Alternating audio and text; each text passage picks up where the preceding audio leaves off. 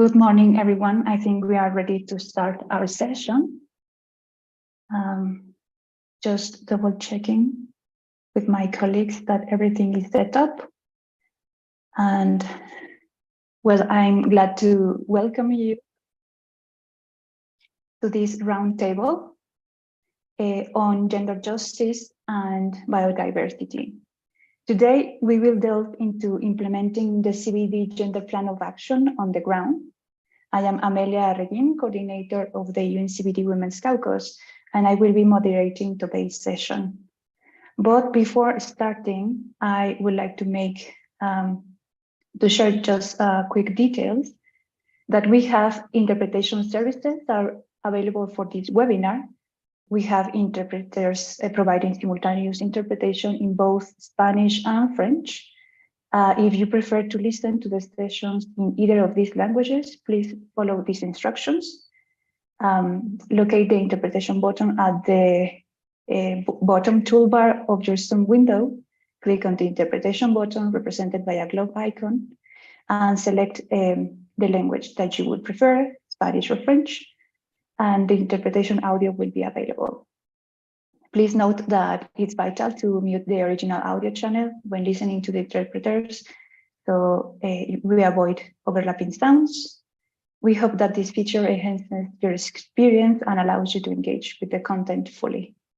Thank you for your attention, and we hope you find the interpretation services beneficial for your participation in this webinar. And well, coming back to the reason where we are here, as we are all aware, biodiversity conservation is of utmost importance for the health of our planet and our well-being. Unfortunately, women and girls' contributions and roles in biodiversity conservation have often been overlooked. However, the recently adopted Gender Plan of Action at COP15 aims to address this gap by promoting gender-responsive approaches in conservation efforts. In this context, the UNCBD Women's Caucus, in collaboration with the Secretariat of the CBD, offers this space where good practices, lessons learned, and concrete ways forward will be shared for all actors interested in implementing immediately and effectively the GPA on the ground in collaboration with women's organizations and leaders.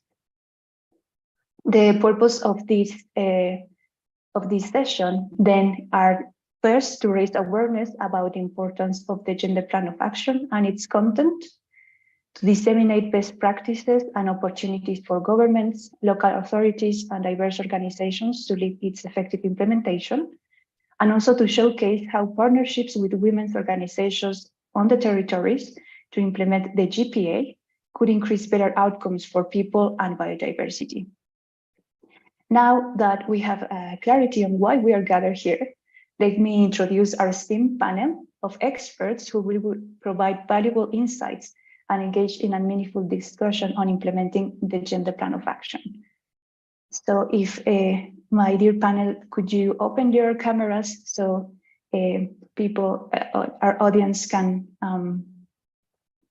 see your faces while I'm introducing you.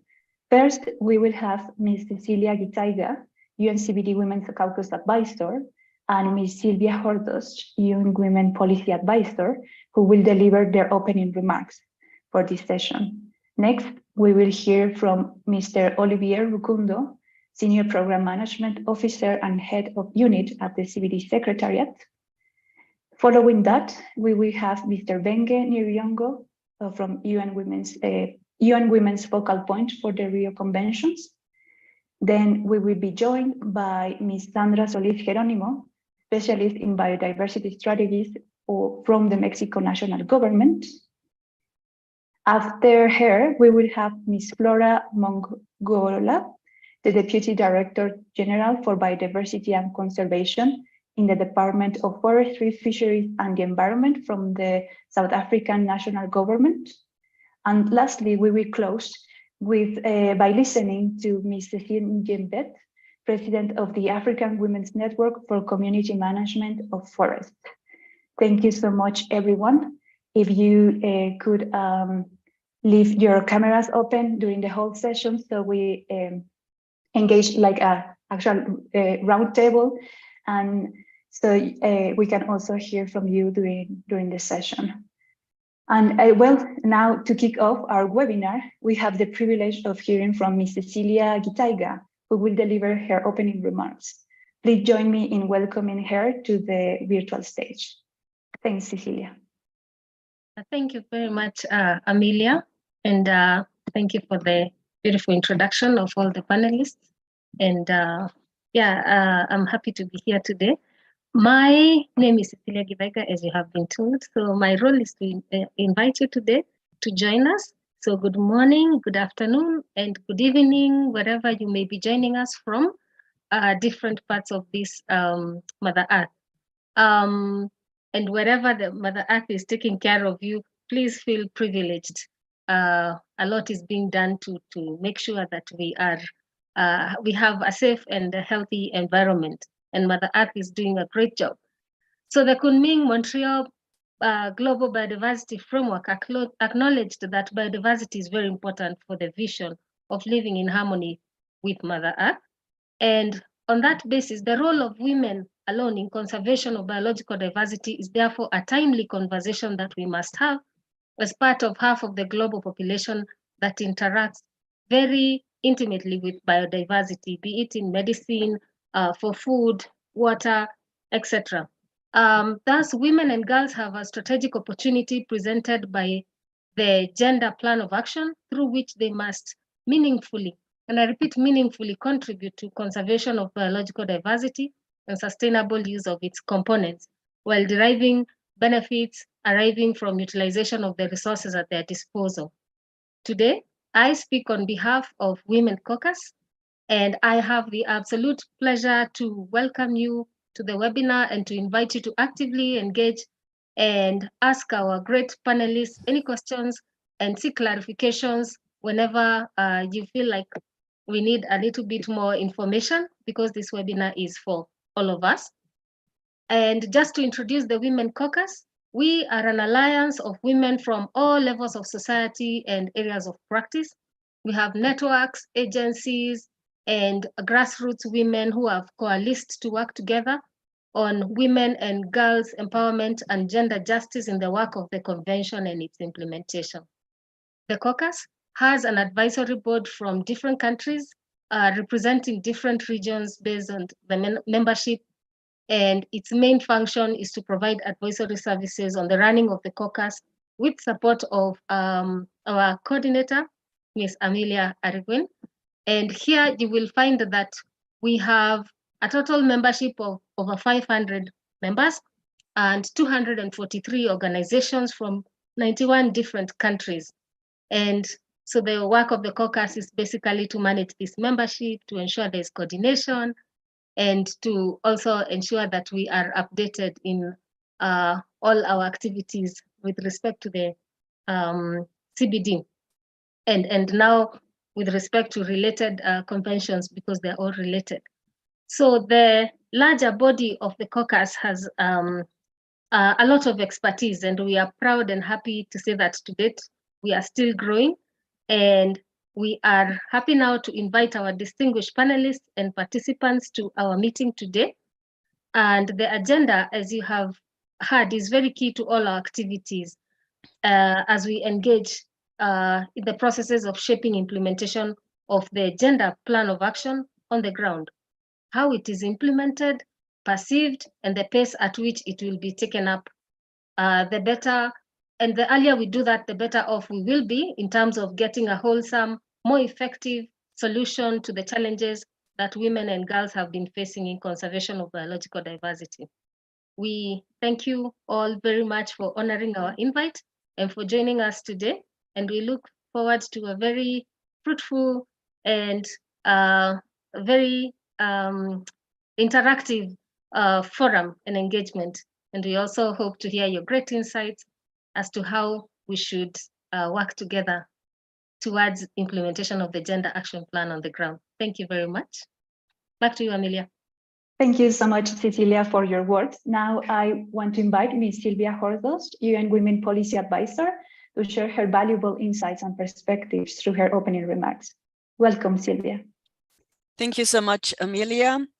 My name is Sylvia Hordosh. I work in the policy program in Intergovernmental Division of UN Women in New York. It's been a great pleasure to collaborate and be in regular interaction with the Women's Caucus. I want to congratulate all for the existence of the Gender Plan of Action. It is the result of advocacy, consultation, strategizing over a number of years by women, by the caucus, by parties, by other stakeholders. It was delayed by COVID. It was adopted with some final drama at COP15, but it exists and it builds on previous plans and the convention's recognition of women's role in conservation and sustainable use of biodiversity. So congratulations again to the plan. But now comes the exciting part to look forward about what to do with it.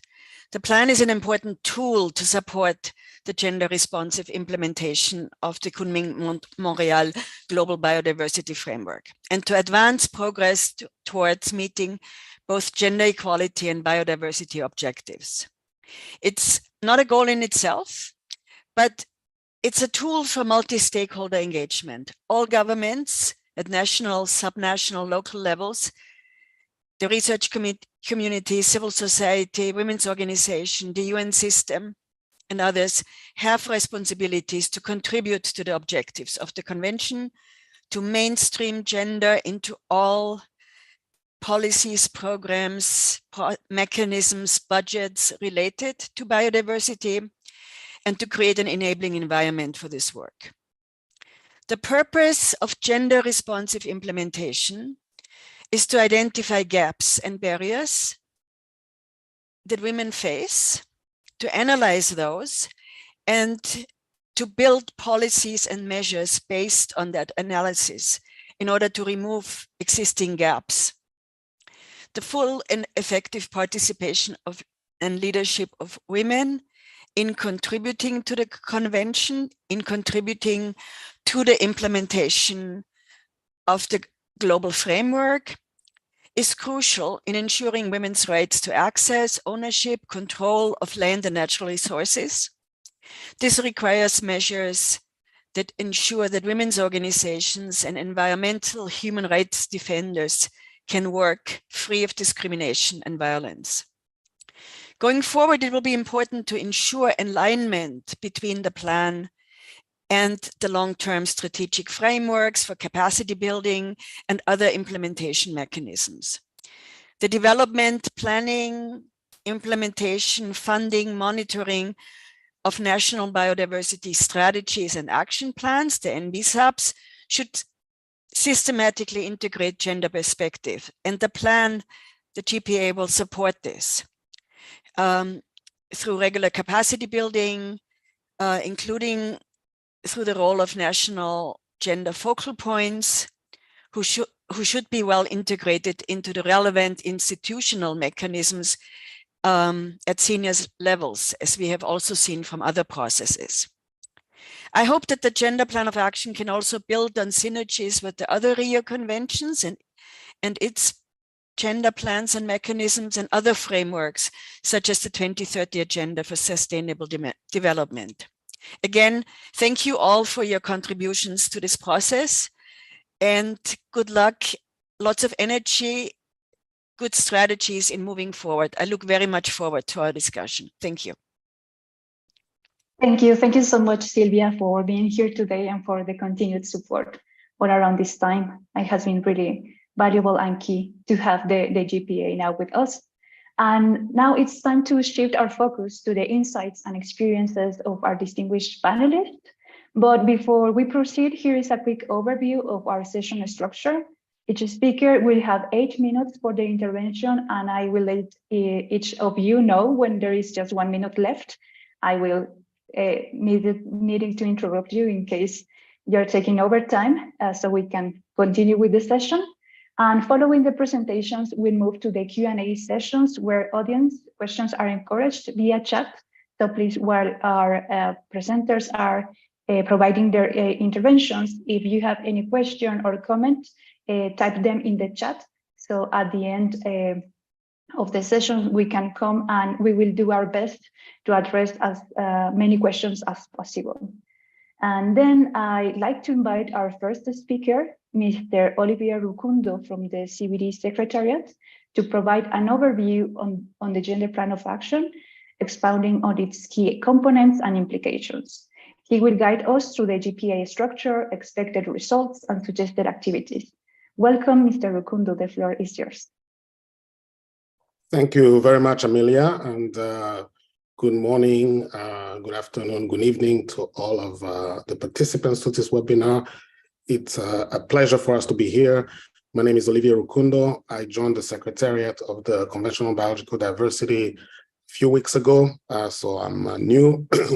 It's kind of a rejoin the Secretariat, and I head the Peoples and Biodiversity Unit of the Secretariat, which is a unit that oversees basically all issues related to Article 8 and related provisions, but of course the gender portfolio. So in this capacity, I'm here to present you the Gender Plan of Action, and I'm going to try to share my screen. Hopefully it works.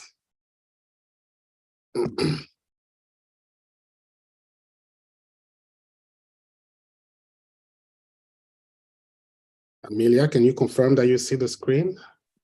Yes, we are looking at the presentation, but into the, yes, now, full screen.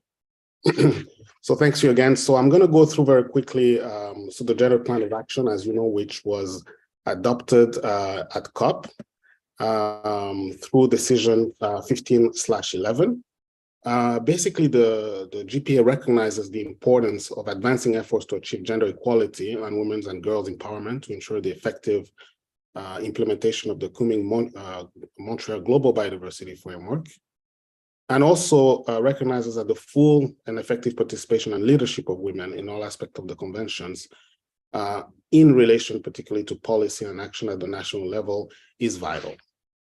Just a bit of a background, because as it was introduced by the panelists before me, the Gender Plan of Action was developed through a process that started with SAPSTA. There was a lot of input from the working group on the Global Biodiversity Framework with the previous targets, with also the previous sessions of the working group, and finally at COP 15 in Montreal, the Gender Plan of Action was adopted with a decision that actually sort of provide its structure, modalities, and means of implementation. Very briefly, in terms of the structure of the plan has purpose, modalities, expected outcomes, objective, indicative actions, possible deliverable, proposed timelines, and responsible actors. Of course, as any other plan, there's built-in flexibility with regards to its implementation, but this overall and overarching structure is how the plan is structured to guide and to inform its implementation.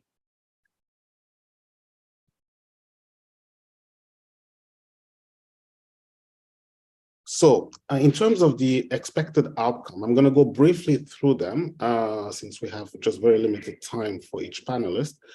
In terms of outcome one, it proposes the objectives as follows: increase all women and girls' right to ownership and control over land and access to natural resources, to water, to support the conservation and sustainable use of biodiversity, ensure equal access for women to resources, services, and technology, ensure gender equitable access in relation to access and benefit sharing instruments, which is sort of mainstream through here at the convention, the Nagoya Protocol on Access and Benefit Sharing. And there's of course linkages also with issues related to Article 8G and related provision. Promote women's empowerment and entrepreneurial opportunities in biodiversity-based supply chains and sectors, and identify and eliminate, prevent, and respond to all forms of gender-based discrimination and violence. So this overarching objective is quite comprehensive, and as you can see, it actually streams through other work pathways of the CBD. So that's quite important in terms of considerations for its implementation.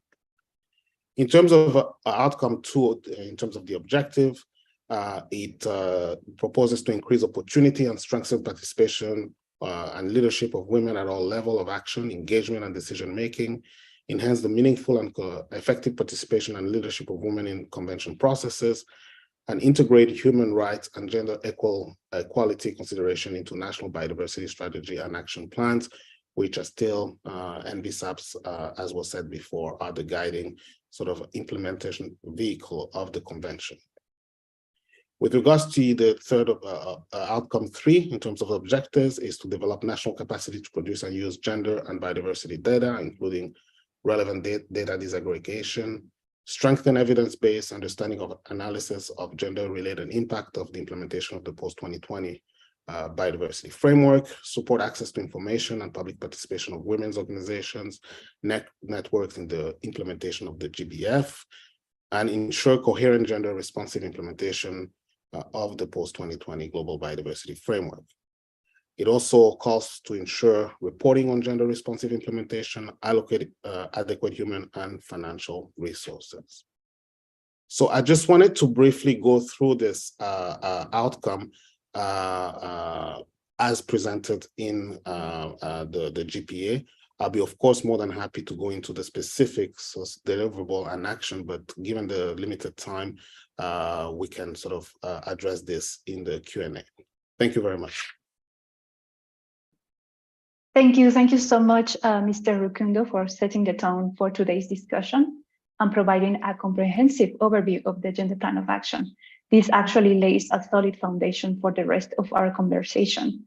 Now, before listening to our second panelist, I just want to remind my dear speakers that please try to be calm and speak slowly, because is the way of the work of our interpreters. So now I invite Mr. Bengue Niriongo from UN Women to share his analysis on the GPA and highlight the opportunities for its implementation at the national and local levels. Mr. Niriongo, please take the stage. Thank you so much, Amelia. I must first thank you for inviting UN Women to this conversation. I am also new, like Olivier. I'm just a few weeks old in this role, but really happy and excited to be joining you and looking forward to being one of your champions for the caucus as we move forward. Again, congratulations on the GPA. And I really have been very inspired to see what's contained in it. And here I am to share a little bit of what I'm thinking based on what we've seen in it. So I will share my screen and I'll take you through what I've prepared for you today. I don't know if you're able to see it. Yes, we can see now it's full screen. Right. Thank you. I just want to, this presentation is going to build very much on what Olivier has spoken about, in a way responding to what we've heard and what we've also seen in the documentation around the Global Biodiversity Framework and how it relates to the Gender Plan of Action. But before we go into that, just wanted to quickly remind ourselves about what is the what are some key considerations around the context within which we have the Gender Plan of Action, but also the Global Biodiversity Framework. The first, perhaps one important thing to consider is that time on global warming is ticking. Science is telling us that nearly 50% likelihood for the period between 2022 to 2026 is really moving us towards the 1.5 degree target that has been set on global warming. The second thing is that we continue to experience intensifying natural disasters, which are threatening biological ecosystems. We continue to see another threat to biodiversity through conflicts within and among countries, which are on the rise. There is political polarization growing, which is actually disturbing, if not driving back progressive policies that would actually see us making progress on biological conservation. We also see the role of neoliberal economic systems continue to take precedence, and these are the environment within which business takes place, and a lot of the damage that we actually see to biological ecosystems happening through these established economies. The systems of unsustainable consumption and production are part of this broader picture, and we continue to experience and to see that they're unraveling the situation we actually see that is threatening our world and biological ecosystems. We also generally just basically the fact that we continue to experience gender inequalities that are driven by various factors, including discriminatory norms and practices. We do have international frameworks at our disposal. For example, the CEDAW, including its General Recommendation number 37 on disaster risk reduction, is one such framework that we can actually rely upon. The Beijing Platform for Action itself has a critical area of concern on women and the environment, but also more recently, CSW 66 has made recommendations on realizing biological diversity ecosystems that are gender responsive and work for women and girls. Now, some of the strengths that we draw upon from the Gender Plan of Action include that it is quite well aligned and has direct relevance to enhancing the gender responsiveness of the coming Montreal Global Biodiversity Framework. We see very good integration of and that the Gender Plan of Action is in direct support of the implementation of the 2030 Agenda, sort of echoing what Sylvia had mentioned at the very beginning in her introductory remarks. One other thing that is most celebrated about the UN CBD process is that it is open and there is high engagement of the Women's Caucus in it. We see a strong anchoring of human rights, building on Resolution 76/300. We have also seen through reading through the Gender Plan of Action and seeing it in action, great integration of intersectionality, where it recognizes the multiple and intersecting identities and circumstances that women find themselves across our globe. And there is strong focus on mainstreaming of gender perspectives, but also the calling out of the engagement of men and boys. So these are among the few that we think are key to consider in looking at the strengths of the GPA. But there are also areas where we think we can actually do more. And we just wanted to share some of these points that we need to take away with us for consideration and action moving forward. One is that we need to see more efforts to realize gender equality as an important outcome in its own right. With that comes a need to see how we can actually measure progress on gender equality targets in other frameworks, such as the SDGs, as a result of the work that we're actually doing within the implementation of the GPA. The second is we need to continue placing emphasis on addressing systemic issues embedded in discriminatory social norms and institutions, including what is happening in the economy. We need to do more on awareness raising as an effective means for engagement of stakeholders. Here, focusing on ongoing as well as new campaigns such as the Stand for Her Land campaign would be one of those mechanisms that we can actually ride upon. The other point just wanted to share here is we need a whole of society approach to implementation.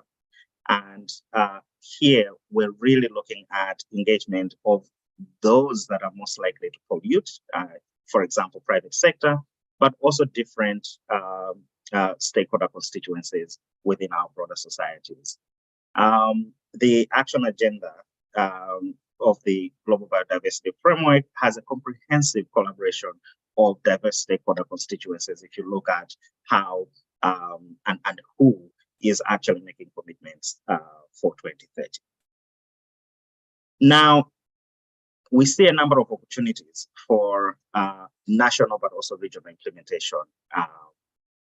One is that the action agenda that I just talked about has more than 700 commitments that are made mainly on regional and country levels.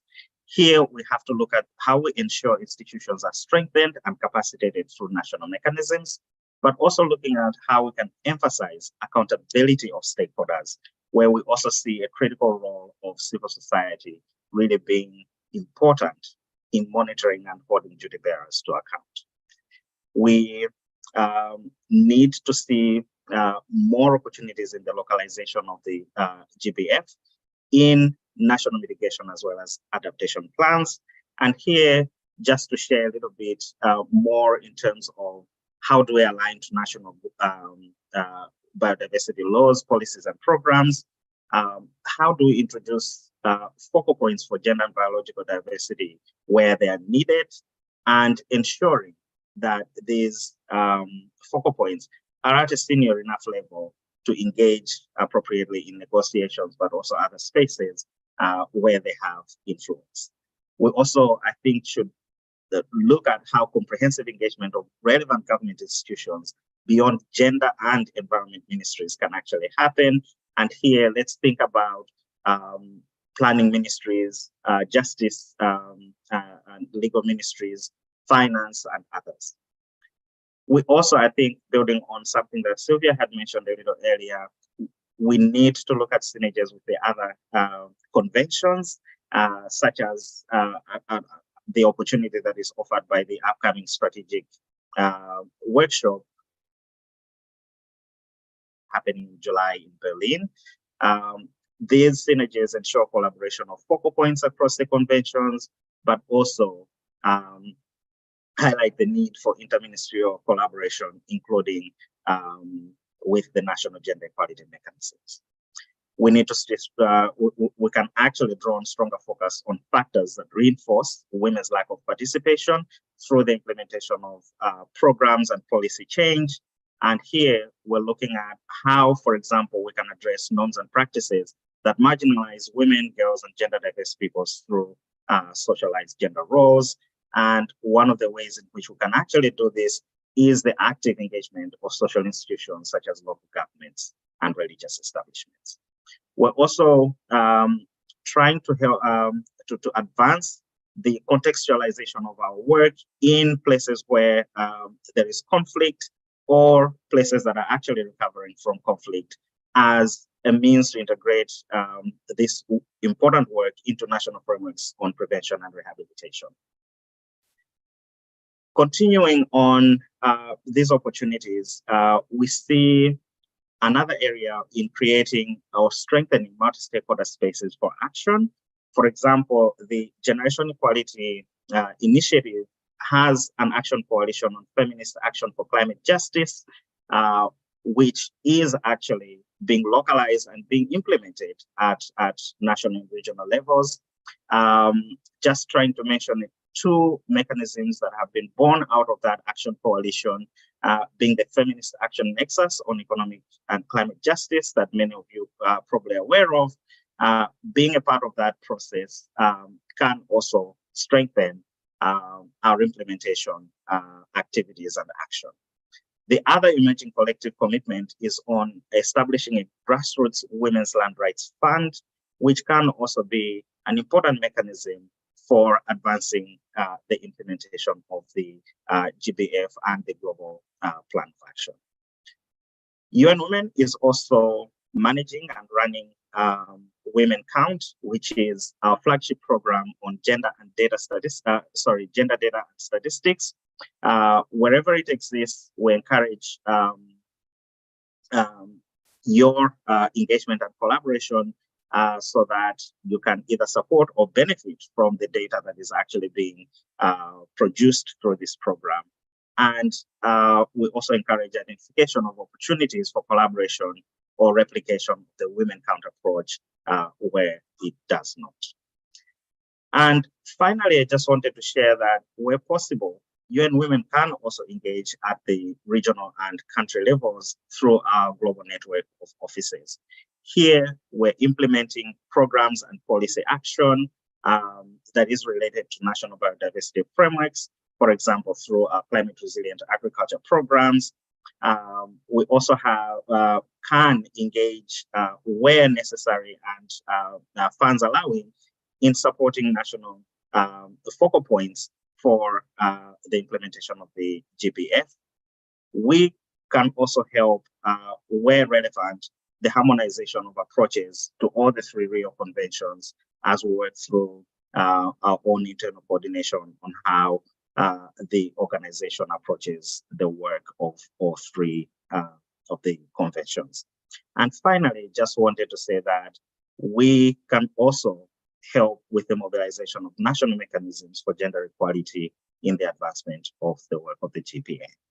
So I'm going to stop there and looking forward to the Q&A. Sylvia and myself will be here to answer any questions you may have. Thank you very much, and over back to you, Amelia. Thank you. Thank you so much, Mr. Nyongo. This was really a thought-provoking intervention. Thanks for that. And also, I hope that our colleagues here from national governments make use of these opportunities that you mentioned. But now I just want to remind our dear audience, please don't forget to send your questions through the chat box. And also for my panelists, just please remember that we have 8 minutes per intervention. So now I would like to invite Ms. Sandra Solis Jerónimo from the Mexico national government to share her country's perspective on the GPA and their implementation plans. Before we begin, please note that Ms. Solis Jerónimo will speak in Spanish. So we encourage you all to utilize the interpretation feature at your screen's bottom for a seamless translation for those that do not speak Spanish. So please now let's welcome Ms. Solis, and the microphone is now yours. Thank you. Hola, ¿qué tal? Buen día. Sandra Solís de la Conavio, México. Voy a permitir compartirles una presentación.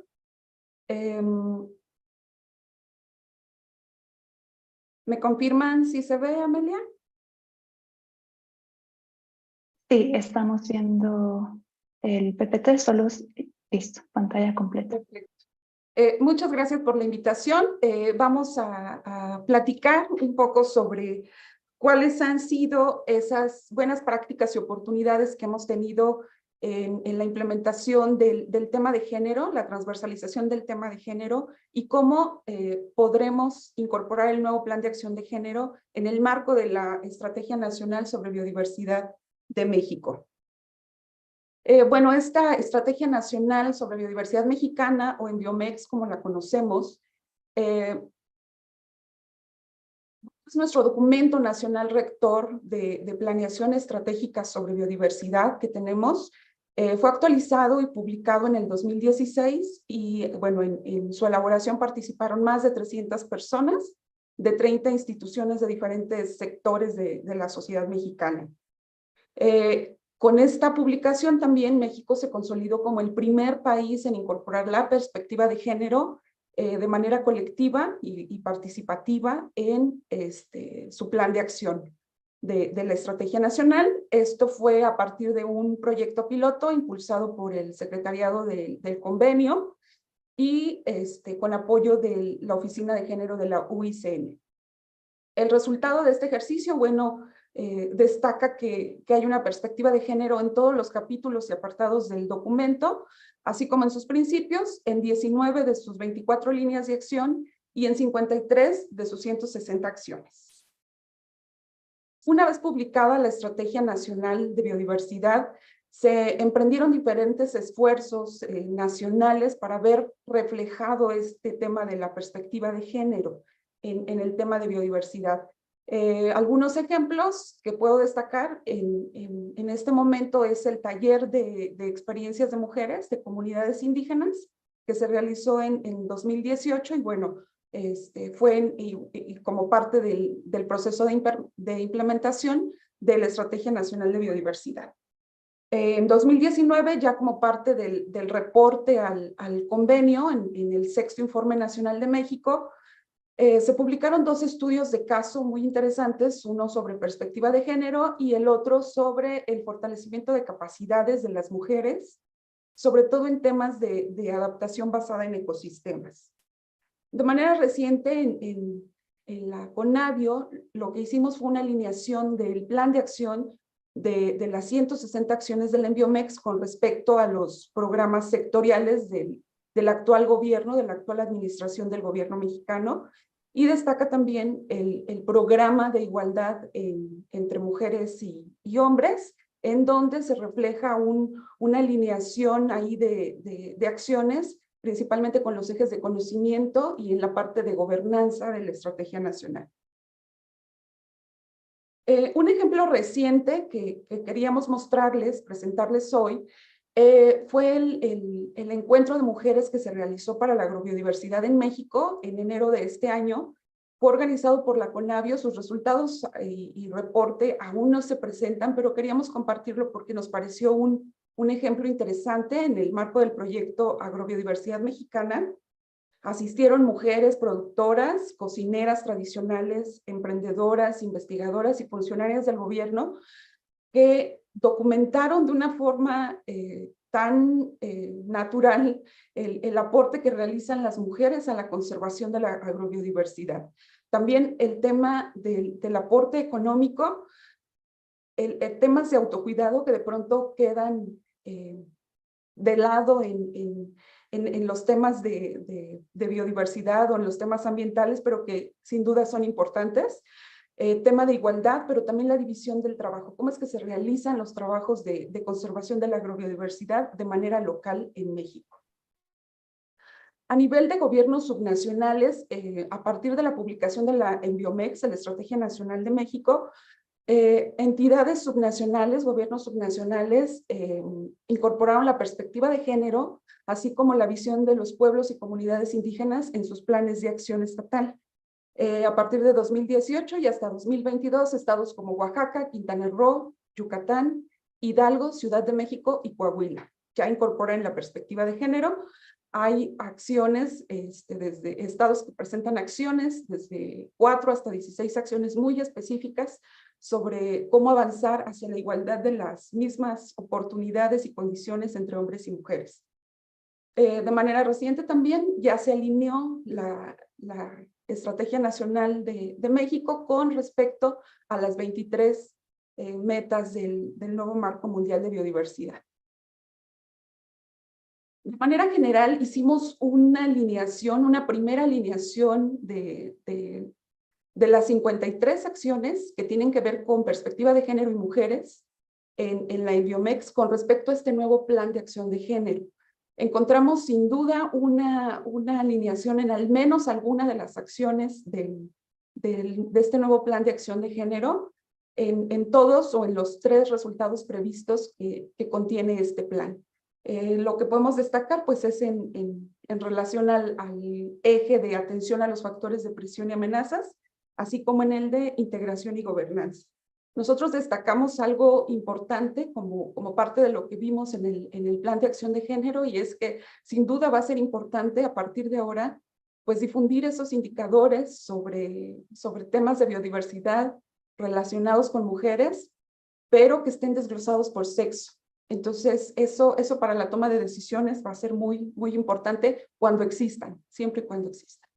Algunos aspectos que podemos destacar de esta primera alineación que hicimos, bueno, es que en 23 de estas acciones de género del Enviomex encontramos una afinidad con el resultado 3 del plan de acción de género sobre implementación, sobre todo en las acciones del Enviomex donde se hace referencia a los fondos y financiamientos dirigidos a mujeres.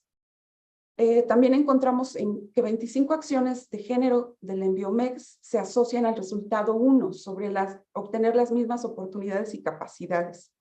Esto sobre todo en referencia a la adopción de medidas para poder conservar los conocimientos y saberes para la conservación que realizan todas las... Querida Sandra, perdóname por interrumpirte, es que están teniendo algún problema con la interpretación. Entonces, si quieres, damos un momento para que puedan escucharte.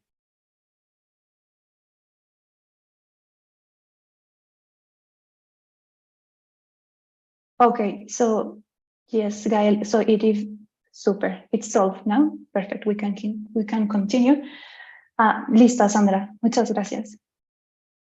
Sí, algunos aspectos, voy a retomar desde aquí, algunos aspectos destacables que encontramos en nuestra estrategia nacional con respecto al nuevo plan de acción de género, es que justo 23 de las acciones de género de nuestra estrategia se asocian al resultado 3 que habla sobre implementación con perspectiva de género.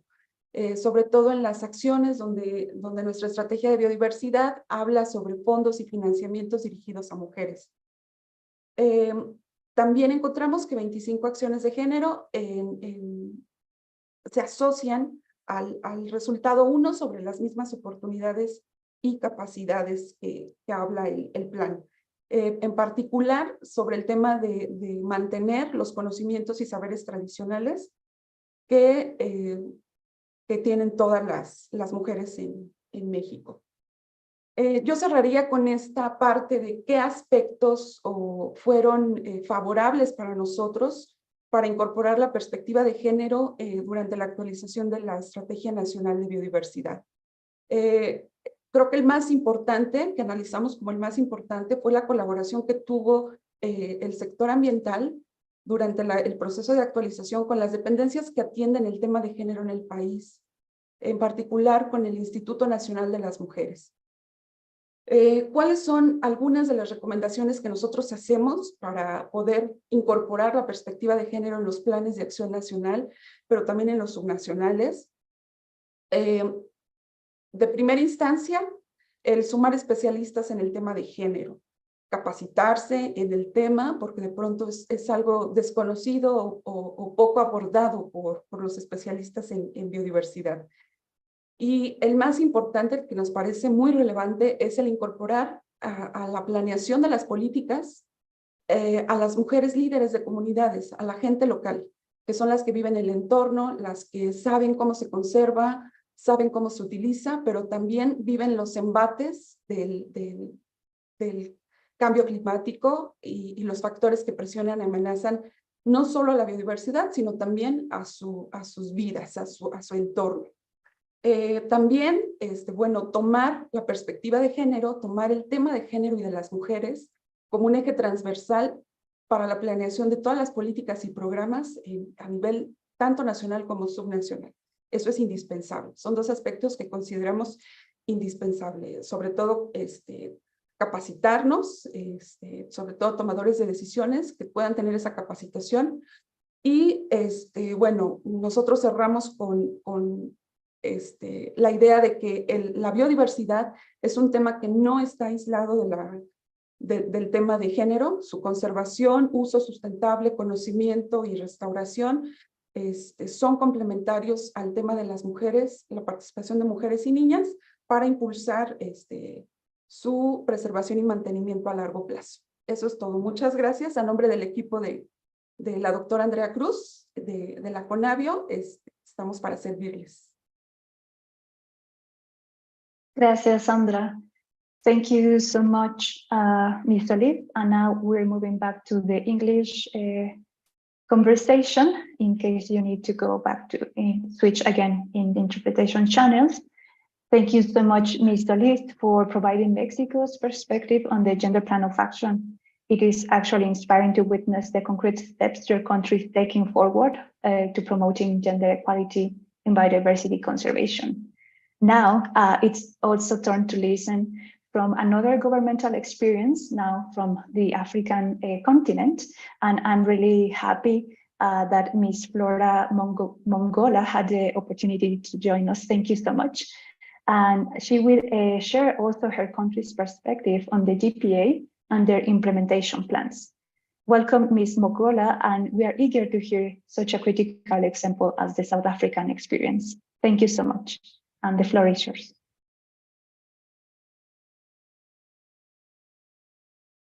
Okay, thank you, Amelia.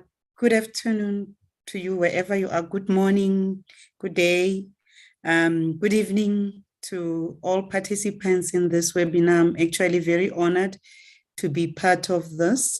And to those of us that are from Africa, I hope that you had a beautiful Africa Day yesterday on the 25th of May. I'm going to take you through what we are doing as the government of South Africa around gender and biodiversity. Moving on to the next slide. South Africa's commitment to the promotion of gender equality is expressed in the South African National Policy Framework for Women Empowerment and Gender Equality of 2000. And this was really about mainstreaming gender approaches and women empowerment across government. Its implementation is driven by the Department of Women, Youth, and People with Disabilities in the presidency, and it is currently under review. The country also has got a national development plan, and its vision also prioritizes the significant role of women, youth, and people with disabilities in our society. And it states that if these groups are strong, society will also be strong, especially women. Society does need very strong women. And the cross-cutting focus area are mainstreaming to all levels of government. So in realizing this, we also have a framework on gender responsive planning, budgeting, monitoring, and evaluation and auditing that was approved by Cabinet in 2019. This essentially was to ensure that government departments in their budgeting programs are able to include a gender focus.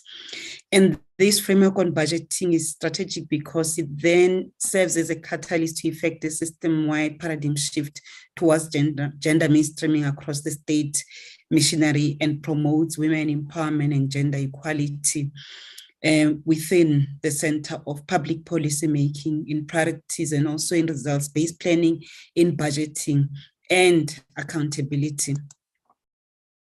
Continue with that framework is that this is implemented across society, especially in the public service at all levels of government, within the public entities, the provincial government, and the municipalities. And it seeks to drive this government-wide planning and budgeting processes that will also promote strong institutional accountability to gender equality commitments in a comprehensive and integrated way.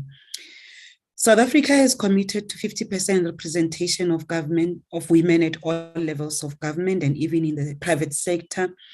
We are also encouraged that we're seeing this emerging also even in civil society. In the Cabinet of South Africa, which is the president and the executive ministers and deputy ministers, and even Parliament, we have close to 50% women representation. In my own Department of Forestry, Fisheries and the Environment, both the minister and the deputy minister are women, and 7 out of 10 executive managers, including myself, are women.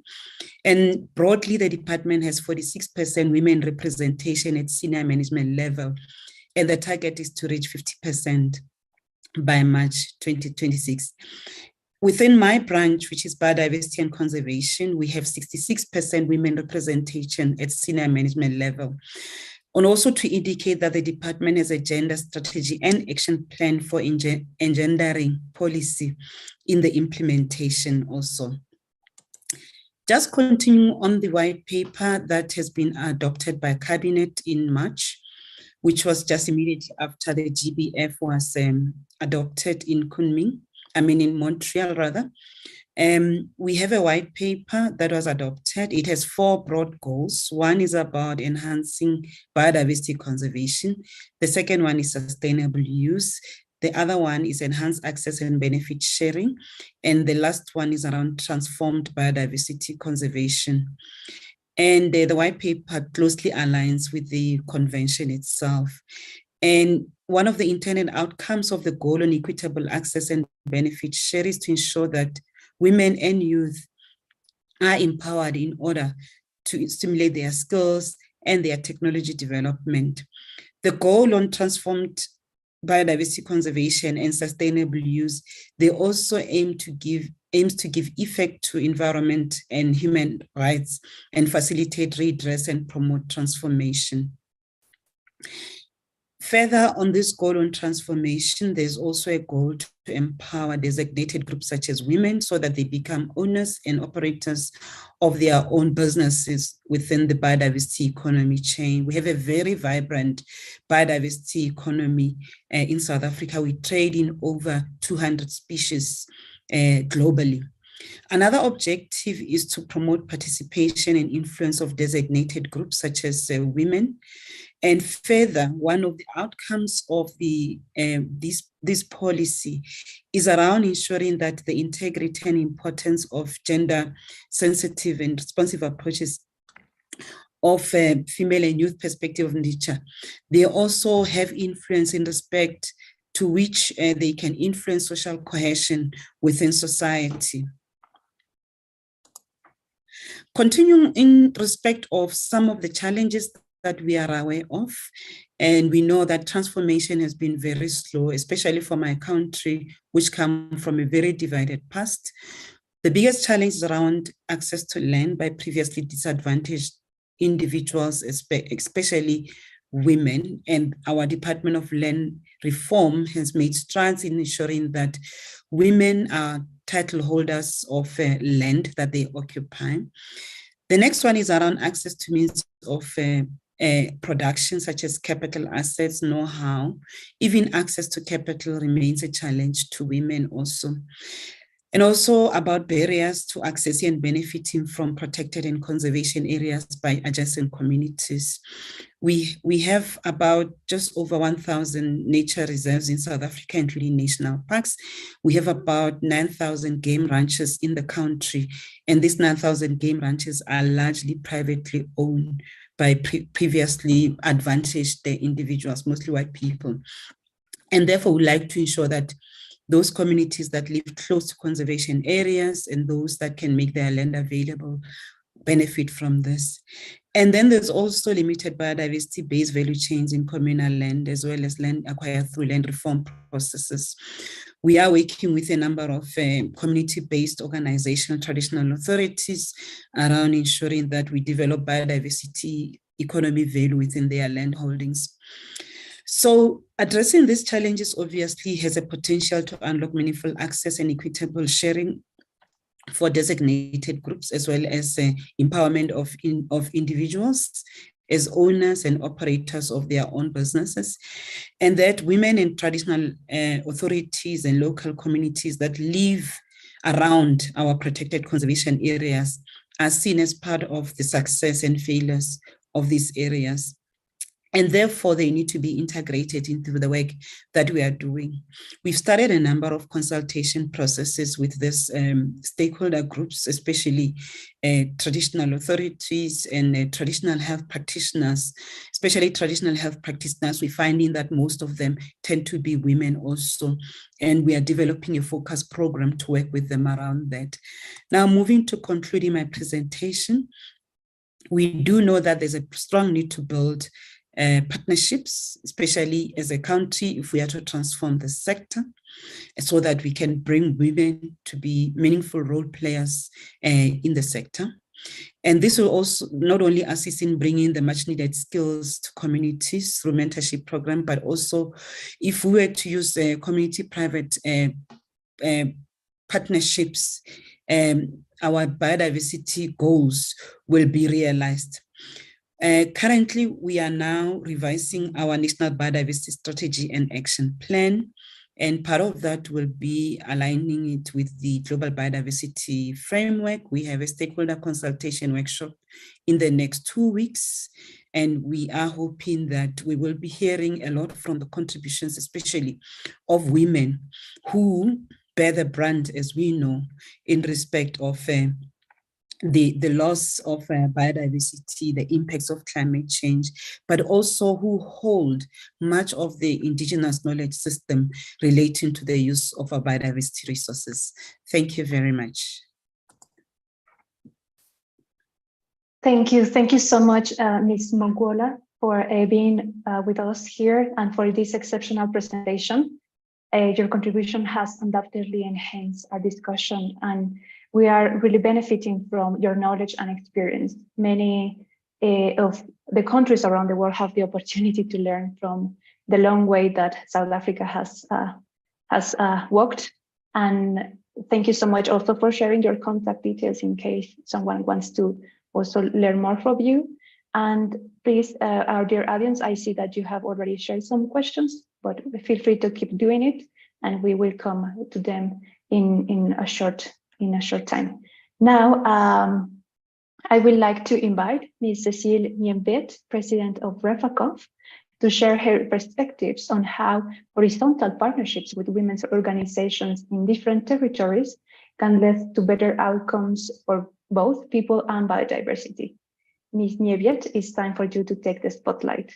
Welcome.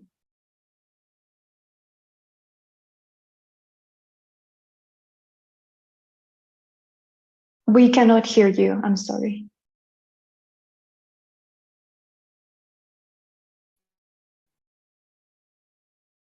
You hear me now without the, do you hear me? Yes. Maybe, okay, maybe it's the, okay, I have removed it. So good morning, thank you. Morning, evening, afternoon, night, anywhere you are, welcome. And thank you so much, Amelia, for the opportunity. Let me share my screen. I hope I can make it.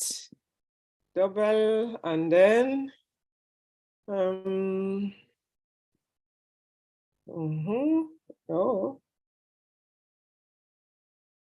no, I'm not seeing it. We are looking at, okay, yes, now it's the presentation, but if you can make it full screen. Yeah. Yeah, perfect. Thank you. Okay, thank you.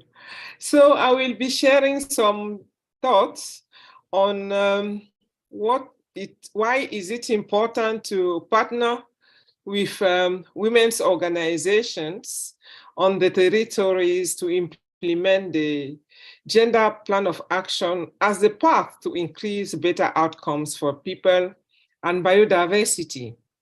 So let me have just a very short presentation of the African Women Network for Community Management of Forests, REFACOF. The network I'm coordinating were created in 2009 in Yaoundé in Cameroon. We are now in 20 countries in West and Central Africa, including Madagascar. We are an advocacy platform which focuses on African women tenure rights in land and forests, and we are pushing for forest reforms all over. Our mission is to promote women's rights in Africa and advocate to shape policies and practices for gender equity in relation to land and forest tenure. So we have 4 areas of intervention: capacity building, tenure reforms, advocacy and experience sharing, and women's economic empowerment, which is the last one. By experience, we realized that we needed to work on that to support women's access to decision making. Okay, why does partnering with women's organizations on the territories to implement gender plan of action matters? For us, it matters because of the role women play in biodiversity development and conservation.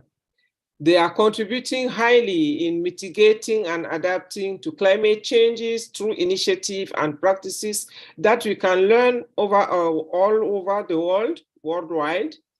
They are very much involved in sustainable management of forests.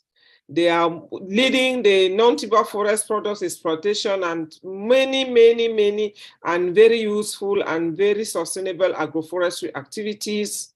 They are very much engaged in ecosystem restoration, doing mangroves area as well as in territorial forest areas. They are in watershed, in water sustainable management initiative and processes all over.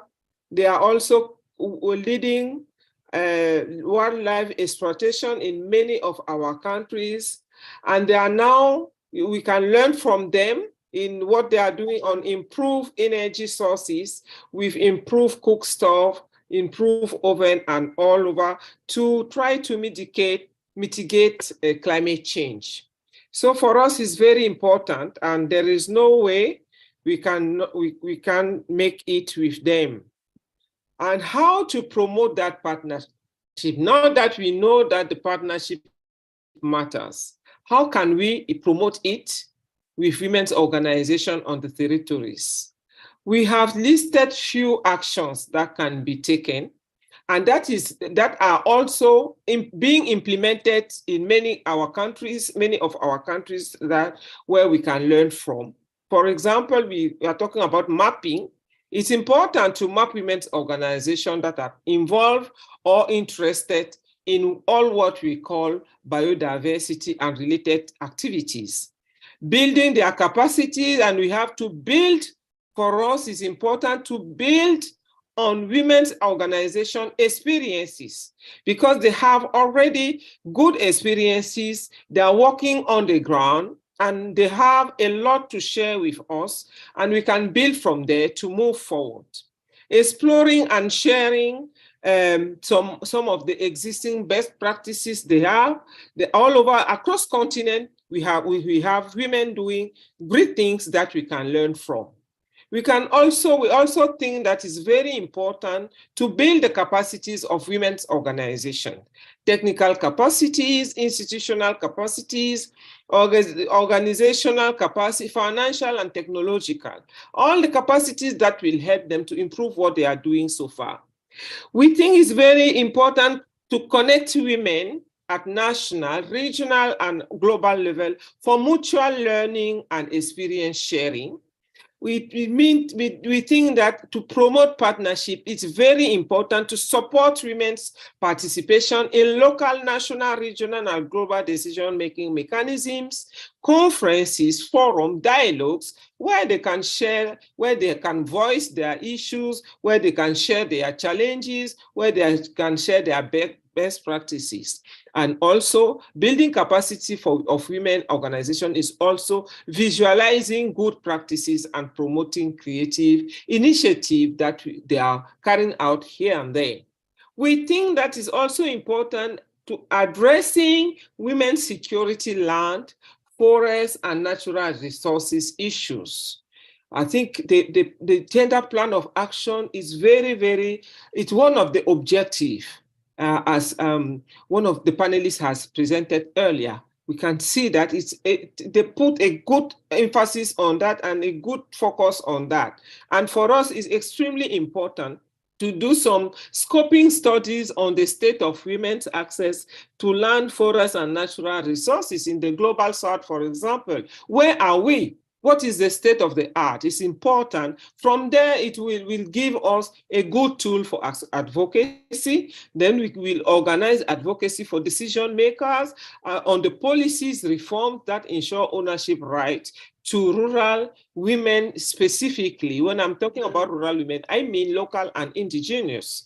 That will also help promoting collective land and forest collective rights, because we are experiencing that having women get individual property rights, it's very difficult. But at least in a collective scheme like community forest, that will be community territories, that will be a little bit more easy because most of the legal framework are existing in most of our countries, and this is going up from one country to the other. And we think addressing women's security issues, security to land and forest issues is also securing women's territories through mapping and documentation, such as collective land title, community forest, as I earlier said. These are collective title that where women are more likely to be accessing or securing their right than in other schemes. And for us, it's also important to support women's economic and political empowerment to improve their decision-making power. By experiences, we have realized that when women have a good economic status, they are more likely to influence things that are going on in their communities, even in their country. So funding income generating activities that ensure biodiversity restoration and conservation will be something that help women improve their economic state empowerment or status, but also funding the participation of women in all those all the local political elections. For example, we have experiences now where when women are elected as district councillor, for example, some are even mayors, they can influence from inside the rule of the all things that can get that have interest for the women. So helping them to integrate those mechanisms, those decision-making processes is very important at political level as well as in the economic level. And for us, it's also important to engage men. We have to engage male-headed families. We have to engage traditional chiefs. We have to engage young men and boys because they need to build their capacity to improve their capacities on gender biodiversity, on sustainable development.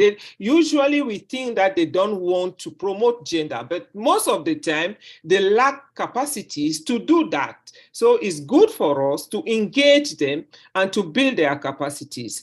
Piloting some project on the ground and sharing experiences, sharing the lesson learned with those men is key. We have some experiences, we have some initiative working with traditional chief, and we can see the added value and the improvement of the women's rights in those communities. So we think this is something that will help push for better implementation of the CBD gender plan of action, and mapping and sharing some existing best practices will help, of course, to promote the necessity, the importance of engaging men in all these processes. We can't do much without our men colleague, without our brothers, without our husband. It's important to be with them, to work with them, and to engage them so that we have a better result and impact on gender equality in biodiversity. So to conclude, because 8 minutes is maybe is going already, there is a growing evidence on women's contribution to sustainable development in general, with their creative and sustainable practices in managing the nature, the forest, the biodiversity, and in addressing climate change. I think we cannot lack evidence of what women are doing in this. And if we really want to achieve the objective of gender action plan in biodiversity, we need to engage them. We need to work with them. And there are quite a number of initiatives going on here and there promoting and supporting this. What is needed today is not the evidence actually, but is providing substantial financial support to women's and women's organizations to scale up what they are doing, to share across continent, to share across region, to share across country, to share in the countries themselves what they are doing in promoting gender in biodiversity, in promoting, in supporting, in developing biodiversity conservation all over our continent and our countries. So the CBD gender action plan of action for us will only be successfully implemented in rural if rural women and women's organizations funding needs are adequately addressed. Providing direct funding is key. Because today, this is what is lacking. The statistics are very, very clear on this. Women have less access to funding financing for climate funding and all type of funding mechanism. And this is what we need to stress on. This is what we have to advocate for. When women have direct access to funding, if rural women and local communities have direct access to funding, it is more likely that we'll achieve what the CBD plan of action, gender plan of action objectives. If we don't do that, I'm afraid we'll stay where we are or even regress. Thank you very much for listening. I'm very open for questions and comment. Thank you. Thank you. Thank you so much, Cecile. It's actually like we wanted to close the panel with your experience and with your message, because we were sure that you were going to, point the dots on the i's, as we say in Mexico. Like it has to be like in horizontal partnerships with women on the ground if we want biodiversity to be protected and conserved. Thank you so much for your intervention, and thank you also to all our panelists for sharing their valuable insights and experiences. As we are reading in the chats, and I also shared that feeling that this has been really an impressive conversation, learning from different perspectives and looking how the multi-sectorial partnerships are the strategy that we need to follow if we want the GBF and the GPA to be a reality. And now moving into the Q&A session, I will read the question collected from the chat and directing them to the appropriate speakers. Some of the questions have already been answered in the chat, so I'm just gonna acknowledge them and keep going with the ones that haven't. If some of these questions do not have a designated respondent, I will encourage our panelists to jump in and provide their insights. The first question that we have was from Marta Ngaloguera, from asking about how countries can have access to available opportunities from UN Women. But I think to Benge, he already answered about making the connections about between the organizations and the UN Women offices. And we also have a comment from Zuhura thanking the panelists from insightful presentations, and also looking to connect women's organizations with UN Women regional offices. And then we have a question from Ino Emery asking about how to integrate women in the promotion of biodiversity policies. But I think that Cecile, and also with the national experiences, that question has been deeply answered. They share really on-point strategies that can be taken forward to effectively engage women in the biodiversity policies and actions.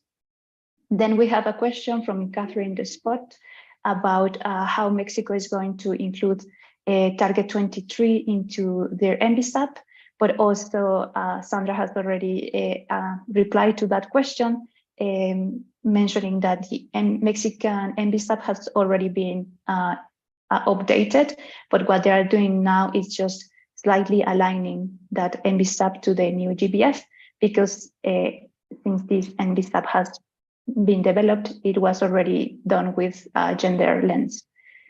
And then we have a couple of questions from Hilda Margarita to Sandra also about how to engage gender perspective at the subnational level into the environmental policies.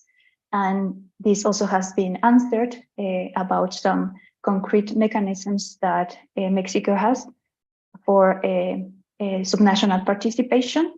And then we have two questions that have remained, that have not been answered.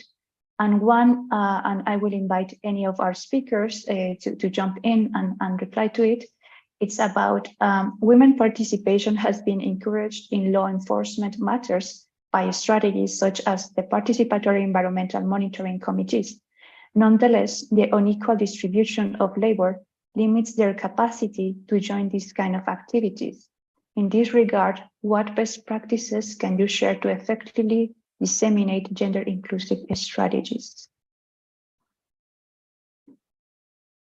So whoever wants to reply to that, you're more than welcome. I could come in and Yes, give please. South Africa's. Thank you very much. Yes. Women participation in law enforcement, I can give an example. Our biggest park, Kruger National Park, which is the size of the Netherlands, the head ranger of Kruger National Park is a woman. I can also indicate that even in other national parks and other parks across the country, we do have women rangers that are participating, that are also responsible for law enforcement. And the Chief Executive Officer of South African National Parks is actually also a woman.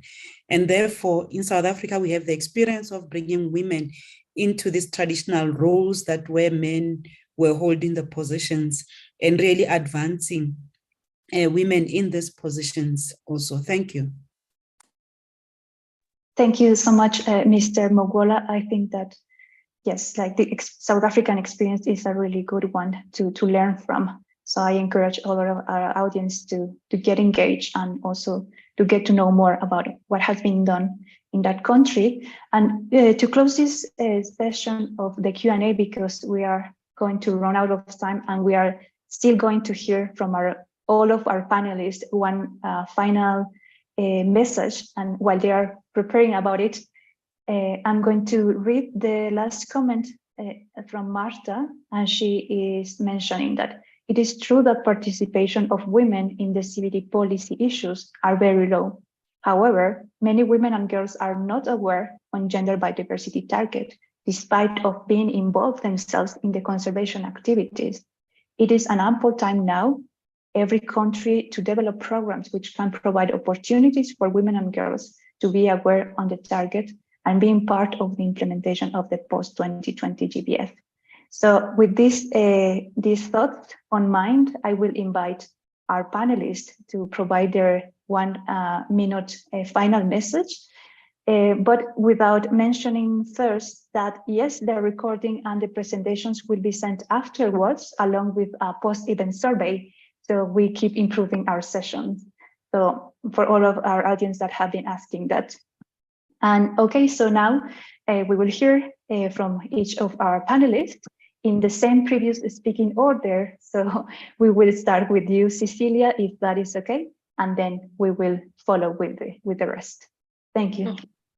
Yeah, thank you very much. I've really enjoyed this conversation. I don't think I could have kept up with the notes, but I'm happy the presentations will be there.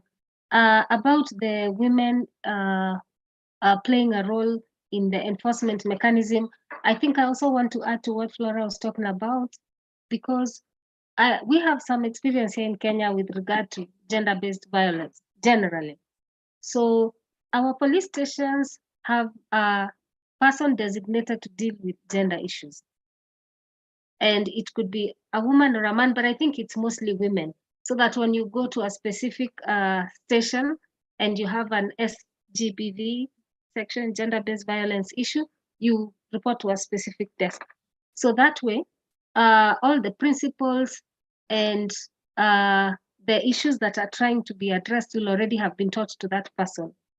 So that might be also a strategy.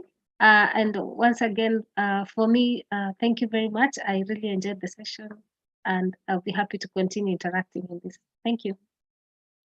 Thank you so much. And now let's hear from Sylvia. Thank you so much for sharing all these experiences. I think having events like this and networking and making connections across countries between stakeholders is the way to go forward.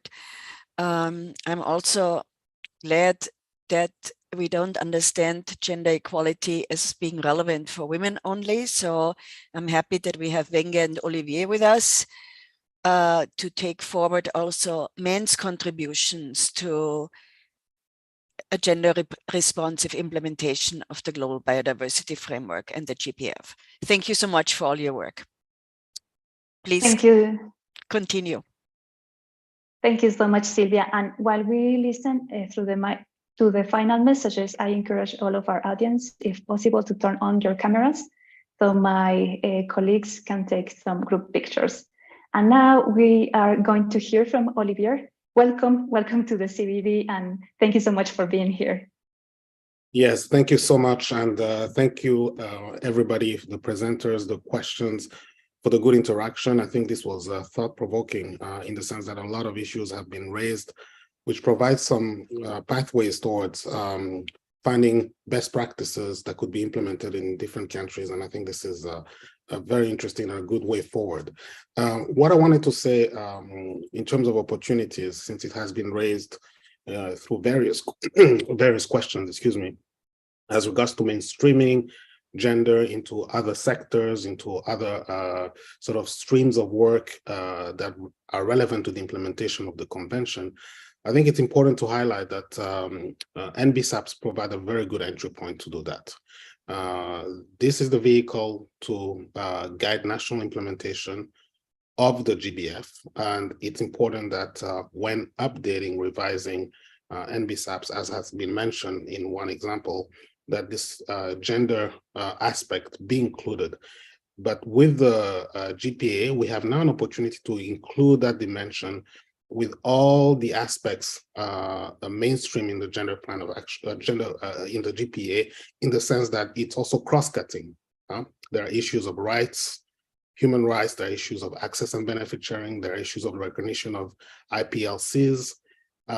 Those issues, if well mainstreamed through the NBSAPs, could provide really good guidance in terms of directing good practices in countries. So this was my final message with regards to that. And again, thank you for the opportunity for the CBD to participate in this very interesting webinar.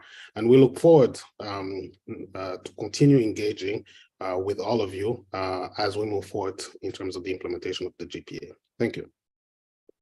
Thank you so much, Mr. Rokundo. And now let us hear from Mr. Mirongo, please.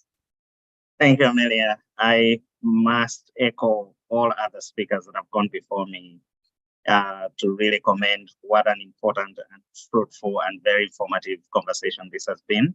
I have benefited a lot from the different perspectives personally, and I'm sure that resonates with many others. I think a lot has been said.